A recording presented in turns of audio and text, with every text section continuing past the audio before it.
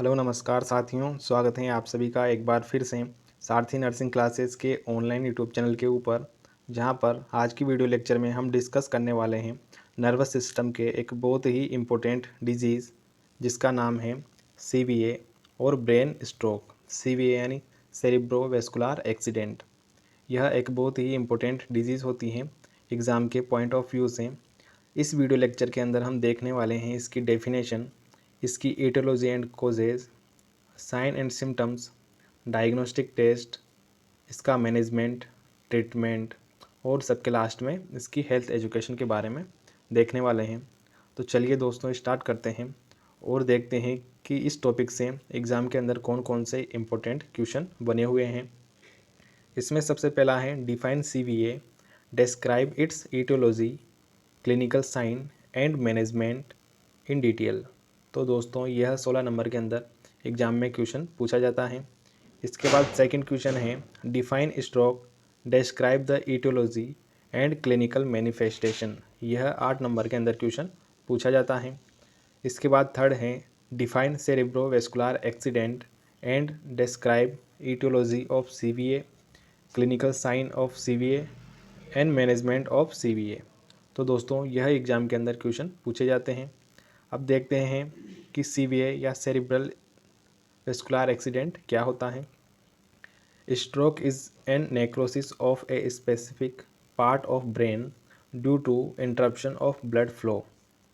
यानी स्ट्रोक एक प्रकार का नेक्रोसिस होता है ब्रेन के किसी स्पेसिफिक पोर्शन का, जिसके अंदर ब्लड की सप्लाई इंटरप्शन हो जाती है या स्टॉप हो जाती है। यानी जो नेक्रोसिस होता है यह एक प्रकार का डेड सेल्स का ग्रुप होता है और इस नेक्रोटाइज्ड पोर्शन के कारण वहाँ पर जो न्यूरोलॉजिकल डेफिशिएंट और लॉस ऑफ ब्रेन फंक्शन देखने को मिलते हैं। यानी ब्रेन के अंदर किसी स्पेसिफिक पोर्शन की ब्लड सप्लाई के स्टॉप हो जाने के कारण वहाँ पर नेक्रोटिक एरिया देखने को मिलते हैं, जिनके कारण जो ब्रेन का फंक्शन होता है वह लॉस हो जाता है, अल्टर्ड हो जाता है, जिसके कारण बॉडी में साइन और सिम्टम्स दिखाई देते हैं। तो दोस्तों इस डायग्राम के अंदर ब्रेन की एक आर्टरी के अंदर जो फैटी प्लेग बन जाते हैं या थ्रोम्बस बन जाते हैं, उनके कारण ब्रेन में ब्लड सप्लाई अल्टर्ड हो जाती है या स्टॉप हो जाती है, जिसके कारण वहाँ पर सेल्स और टिश्यू की डेथ होने लगती है। इस कंडीशन को हम स्ट्रोक के नाम से जानते हैं। इसके बाद देखते हैं इसकी इमेज। यानी जो स्ट्रोक होता है वह मेनली दो प्रकार का होता है। इसमें पहला है इस्चेमिक स्ट्रोक और हेमरेजिक स्ट्रोक। इसमें सबसे पहली इमेज के अंदर जो आर्टरी होती है ब्रेन की, उसमें थ्रोम्बस बन जाने के कारण जो ब्रेन सेल्स होती हैं उनमें ब्लड का इंटरप्शन देखने को मिलता है। यानी जो आगे के टिश्यूज़ और सेल्स होती हैं वहाँ पर प्रॉपर ब्लड की सप्लाई नहीं हो पाती है। इस तरह के स्ट्रोक को इस्चेमिक स्ट्रोक कहते हैं। इसके बाद सेकंड वन है हमारा हेमरेजिक स्ट्रोक। हेमरेजिक स्ट्रोक के अंदर ब्रेन में जो आर्टरीज होती हैं, ब्लड वेसल्स होती हैं, उनके रप्चर होने के कारण वहाँ पर ब्लीडिंग देखने को मिलती है। ब्रेन के अंदर इंटरनल ब्लीडिंग देखने को मिलती है। उसके कारण जो सेल और टिश्यूज़ होते हैं उनमें प्रॉपर ब्लड सप्लाई नहीं होती है, जिसके कारण वहाँ के जो एरिया के जो फंक्शंस होते हैं वह अल्टर्ड हो जाते हैं इस कंडीशन के अंदर। तो ये थे दो प्रकार के stroke, ischaemic stroke and haemorrhagic stroke. इसके बाद देखते हैं ईटियोलॉजी की। जो सीवीए या स्ट्रोक होता है इसके क्या क्या कारण होते हैं होने के। इसमें सबसे पहला है थ्रोम्बोसिस। यानी जो थ्रोम्बोसिस होते हैं वह एक प्रकार के ब्लड क्लॉट होते हैं ब्लड वेसल्स के अंदर। ब्रेन एंड नेक, जो कि ब्रेन और नेक की जो आर्टरीज होती हैं, ब्लड वेसल्स होते हैं, उनके अंदर होते हैं। इसके बाद सेकंड है सेरिब्रल एम्बोलिज्म। यानी जो थ्रोम्बस होता है वह मूव होकर मूवमेंट करके आगे चला जाता है, उसे हम एम्बोलिज्म कहते हैं। The condition in which embolus becomes lodges in an artery and obstruction of blood flow. यानी जो थ्रोम्बस होता है, मूवेबल थ्रोम्बस को एम्बोलिज्म कहा जाता है। और जो थ्रोम्बस मूव होकर सर्कुलेशन के द्वारा आर्टरी और वेन में चला जाता है और वहाँ पर इंटरप्शन या ऑब्स्ट्रक्शन कॉज करता है, जिसके कारण से सेरिब्रल वेस्कुलर एक्सीडेंट देखने को मिलता है। इस्चेमिया यानी जो ब्रेन सेल्स होती हैं उनके अंदर प्रॉपर ब्लड सप्लाई नहीं होने की कंडीशन के अंदर इस्चेमिया होता है। Low of blood supply in any part of brain के किसी पार्ट में ब्लड सप्लाई कम हो जाती है, उस कंडीशन को इस्चेमिया कहा जाता है। वेस्कुलर कंप्रेशन यानी जो ब्रेन में जो ब्लड वेसल्स होती हैं उनमें कंप्रेशन की कंडीशन के अंदर स्ट्रोक देखने को मिलता है। आर्टेरियल स्पाज्म यानी जो आर्टरीज होती हैं उनका कॉन्ट्रैक्शन होने की कंडीशन के अंदर, यानी कॉन्ट्रैक्शन मीन्स जो आर्टरी होती है उसका सिकुड़ना, जिसके कारण वहाँ पर ब्लड की सप्लाई प्रॉपर रूप से नहीं हो पाती है। तो ये थी दोस्तों स्ट्रोक की ईटियोलॉजी। इसके बाद देखते हैं स्ट्रोक के रिस्क फैक्टर कि क्या क्या कारण हो सकते हैं जो कि बॉडी के अंदर स्ट्रोक कोज करते हैं। इसमें सबसे पहला है hypertension, previous transit ischaemic attack, यानी जिस पेशेंट को पहले ट्रांजिट इस्चेमिक अटैक हुआ हो उसे अधिक रिस्क होती है। हार्ट डिजीज़, किसी पेशेंट को जिसमें हार्ट डिजीज़ हो जैसे कि एथेरोस्क्लेरोसिस, एलिवेटेड कोलेस्ट्रॉल लेवल, इसमें भी चांस होते हैं स्ट्रोक होने के। Diabetes mellitus and obesity, carotid obstruction, red blood cells disorder, cigarette smoking के कारण भी स्ट्रोक हो सकता है। ओरल कॉन्ट्रासेप्टिव पिल्स जिनके कारण भी स्ट्रोक हो सकता है। Emotional stress and family history, यह सब कारण होते हैं स्ट्रोक होने के। इसके बाद हम देखते हैं इसकी पैथोफिजियोलॉजी कि स्ट्रोक किस तरह से होता है। ड्यू टू कोज, यानी जो कोज होता है जिसके कारण से स्ट्रोक होता है, जैसे कि थ्रोम्बोसिस और एम्बोलिज्म। जब जो थ्रोम्बस होता है या एम्बोलिज्म होता है वह आर्टरी के अंदर स्टोर हो जाता है या अकुमुलेट हो जाता है, उस कंडीशन के अंदर पार्शियल और complete obstruction cerebral blood flow, यानी पार्शियल और कंप्लीट ऑब्स्ट्रक्शन देखने को मिलता है सेरिब्रल आर्टरीज के अंदर, जिसके कारण वहाँ पर इस्चीमिया और हाइपोक्सिया हो जाता है। Ischaemia means loss of blood supply in tissue and hypoxia means loss of oxygen in blood, जिसके कारण वहाँ पर necrosis in affected part of brain, जो पार्ट होता है ब्रेन का उसके अंदर नेक्रोसिस देखने को मिलती है। ब्लड और ऑक्सीजन की कमी के कारण वहाँ की जो सेल्स और टिश्यूज़ होते हैं वह डिमेज हो जाते हैं, जिन्हें हम नेक्रोटाइज टिश्यू कहते हैं, जिसके कारण वहाँ पर टिश्यू का डिसफंक्शन देखने को मिलता है और अल्टीमेटली इसके कारण न्यूरोलॉजिकल फंक्शन लॉस हो जाते हैं। तो इस तरह से पैथोफिजियोलॉजी चलती हैं स्ट्रोक की। इसके बाद देखते हैं क्लिनिकल मैनिफेस्टेशन कि स्ट्रोक की कंडीशन के अंदर कौन कौन से क्लिनिकल मैनिफेस्टेशन देखने को मिलते हैं। पैरालिसिस, इसमें सबसे पहला है paralysis, muscle weakness that varies in it, यानी जो पैरालिसिस होता है यह एक ऐसी कंडीशन होती है जिसके अंदर जो नर्व होती है वह डैमेज हो जाती है, जिसके कारण जो मसल्स होती हैं वह काम नहीं करती हैं और यह मसल वीकनेस पर डिपेंड करता है कि कौन सी साइड का पैरालिसिस होता है। इसके बाद सेकंड वन है हेमीप्लेजिया, यानी कि paralysis of one side of the body, it is caused by disease affecting the opposite hemisphere of brain, यानी जो हेमीप्लेजिया होता है वह एक प्रकार का पैरालिसिस होता है वन साइड का बॉडी के अंदर, जो कि हेमिस्फीयर के डिमेज या इन्फेक्शन या डिजीज़ होने के कारण होता है। यानी जो पैरालिसिस होता है हेमिप्लेजिया, इसमें अगर राइट साइड का हेमिस्फीयर डिमेज होता है उस कंडीशन के अंदर लेफ़्ट साइड का बॉडी पैरालिसिस देखा जाता है, और जब लेफ़्ट साइड का हेमिस्फीयर डिमेज होता है उस कंडीशन के अंदर राइट साइड बॉडी का पैरालिसिस देखा जाता है। इसके बाद थर्ड है ट्रांजिट लॉस ऑफ स्पीच, जो पेशेंट होता है उसका जो स्पीच होता है वह लॉस हो जाता है, इसके बाद फोर्थ वन है पैरास्थीसिया, यानी abnormal tingling sensation part of damage to a peripheral nerve, यानी जो पेरिफेरल नर्व का जो पार्ट होता है वहाँ पर डैमेज होने के कारण एबनॉर्मल सेंसेशन फील होते हैं पेशेंट को, जिसे हम पैरास्थीसिया कहते हैं। इसके बाद है स्पेसिफिक साइन ऑफ सीवीए, कि सीवीए जो सेरिब्रोवेस्कुलर एक्सीडेंट होता है इसके अंदर कौन कौन से स्पेसिफिक और कार्डिनल साइन देखे जाते हैं।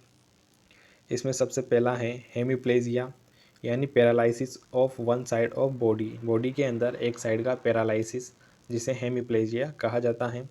Aphasia, defect interpreting the symbol of language, यानी जो लैंग्वेज के सिंबल्स होते हैं उनको पेशेंट इंटरप्रिएट नहीं कर पाता है, उस कंडीशन को एफेजिया कहा जाता है। Agnosia, unable to recognise the object, patient जो ऑब्जेक्ट होता है उसको रिकॉग्नाइज नहीं कर पाता है। Apraxia, it is a condition in which a client can move the affected part but cannot use it for specific purposeful action, यानी apraxia की कंडीशन के अंदर क्लाइंट बॉडी पार्ट को मूव कर सकता है लेकिन उस पार्ट का किसी स्पेसिफिक पर्पसफुल कंडीशन में काम नहीं ले सकता है वह पेशेंट। इसके बाद फोर्थ है काइनेस्थेसिया।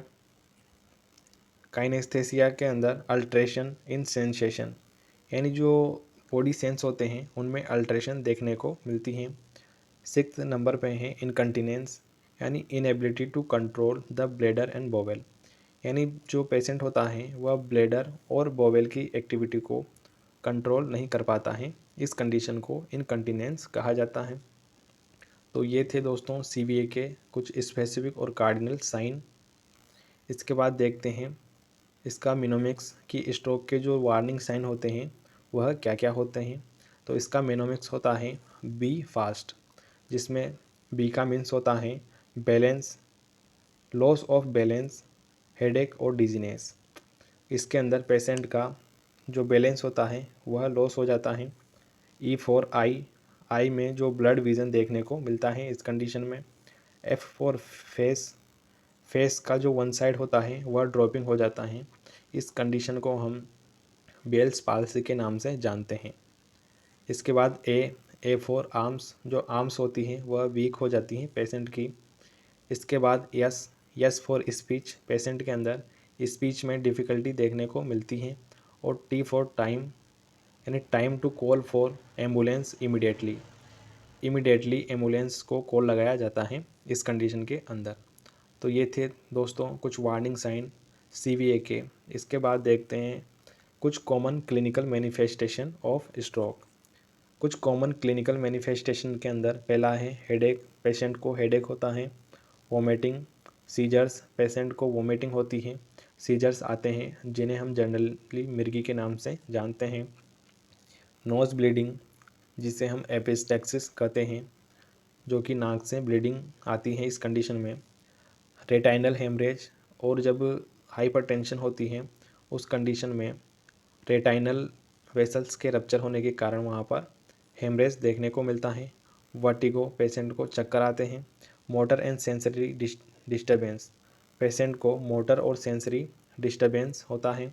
नचल रिजिडिटी, पेशेंट की जो मसल्स होती हैं वह रिजिड हो जाती हैं, हार्ड हो जाती हैं। फीवर, पेशेंट को फीवर होता है। कन्फ्यूज़न, पेशेंट को कन्फ्यूजन होता है। डिसओरिएंटेशन, यानी पेशेंट जो टाइम, पर्सन, प्लेस के प्रति ओरिएंट नहीं होता है।